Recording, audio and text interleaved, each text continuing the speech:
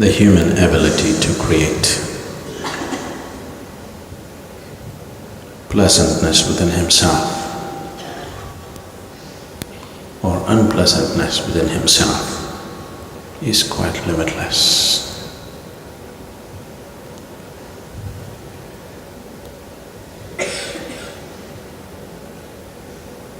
If it was a conscious choice,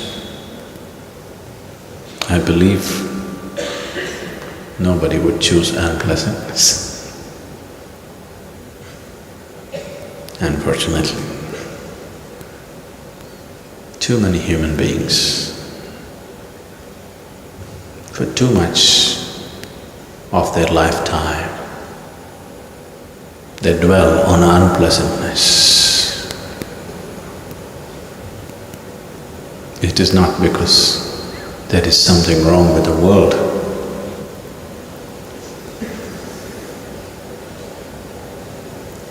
It is just that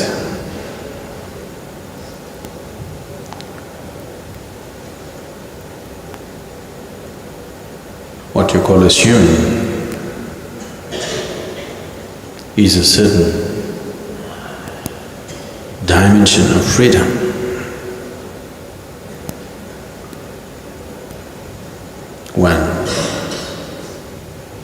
When we said the only goal in life is mukti, our ultimate liberation, this is not a made-up idea. This is not an idea concocted by someone who felt very bound. This is not an idea of an entangled being.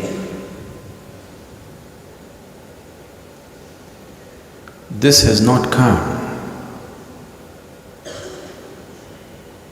from deep states of entanglement. This has come simply by looking at the nature of the fundamental of how a human being is built.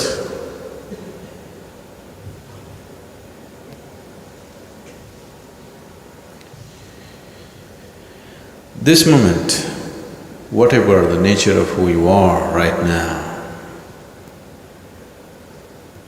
because it's essentially happening out of choice, and choice is an outcome of a certain deep-rooted freedom which could have been easily curtailed.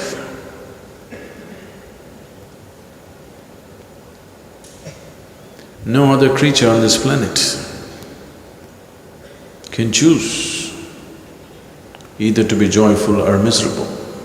Whatever you subject them to, whatever kind of treatment you subject them to, that is what they become. It is only this one creature who is capable of this, that he can choose to be either blissful or create many different states of agony within himself.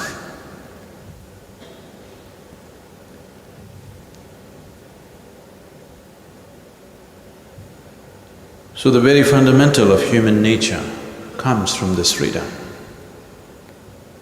It is in exercising this freedom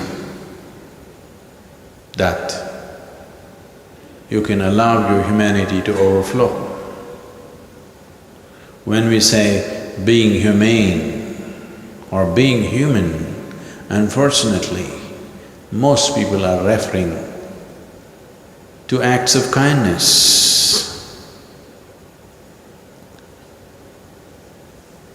No, being human essentially means that you can choose what is your experience right now in your life. And if choice was conscious, obviously it would be one of blissfulness. We have to redefine this social context of understanding humanity as kindness. Because there are so many human beings who are feeling terribly lost. They have invented this, that kindness is the biggest thing you could do. No, bliss is the biggest thing you could do.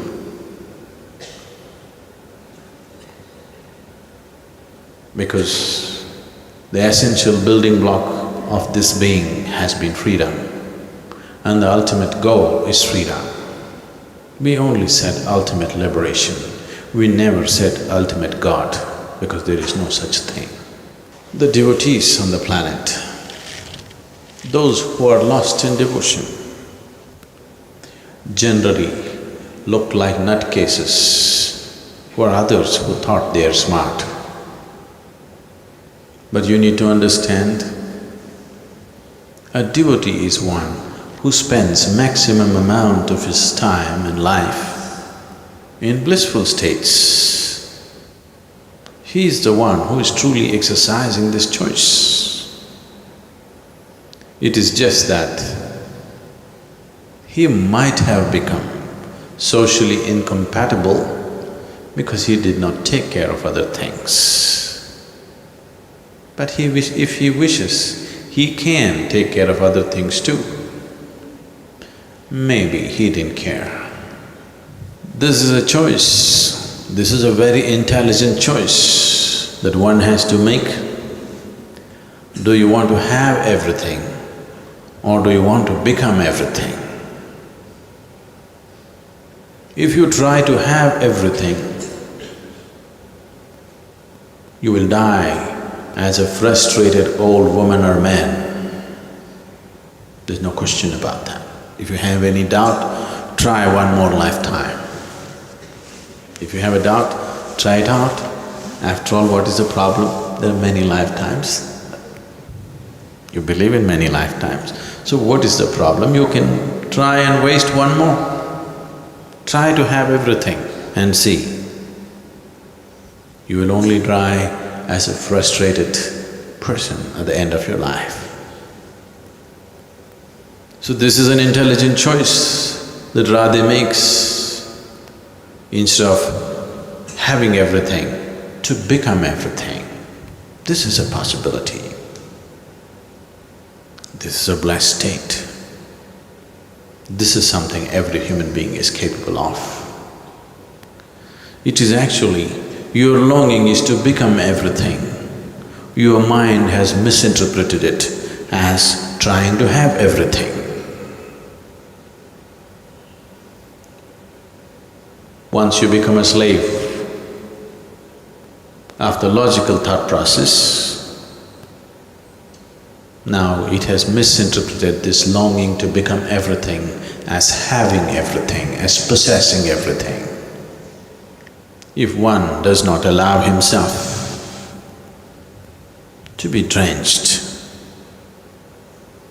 in the blissfulness of this existence, but rather chooses to be in the turmoil of their own psychological existence, if that's a choice one makes, and also has the audacity to believe that they are intelligent,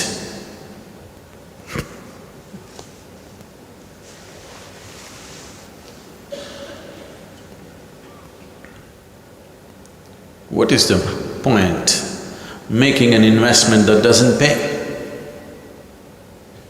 You make an investment that doesn't pay anything and you go on claiming it's a great investment.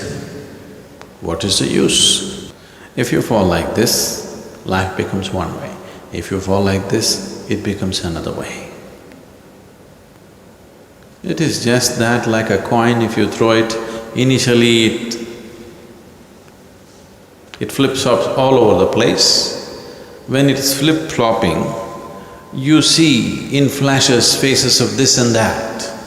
That is what happens when you're youthful, because you're yet to fall this way or that way. So you're still flip-flopping. a flash of joy, a flash of bliss, a flash of misery, a flash of everything. But now if you do not become conscious and fall the right way, then you could easily fall into the misery's way. Or you can flip-flop forever and remain a teenager for the rest of your life.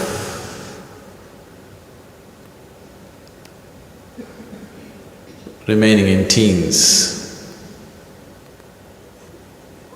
does not mean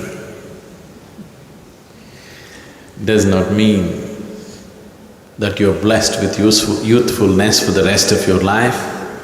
It just means that you remain half-grown forever. To become a steady source of blissfulness for himself and everything around him. If he doesn't choose to become this, either he will fall into depression or he will continue to remain an immature life for always.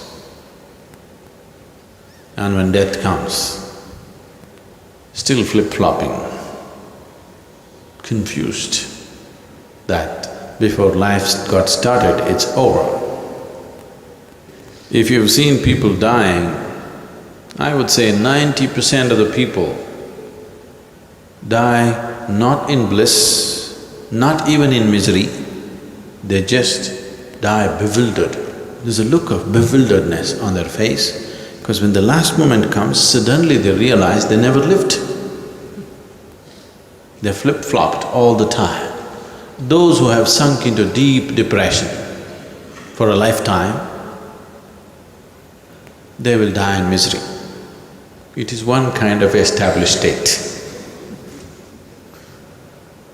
Those who are blissful, there is nothing to say about them. But the rest are just bewildered because they spend their whole lifetime in their head.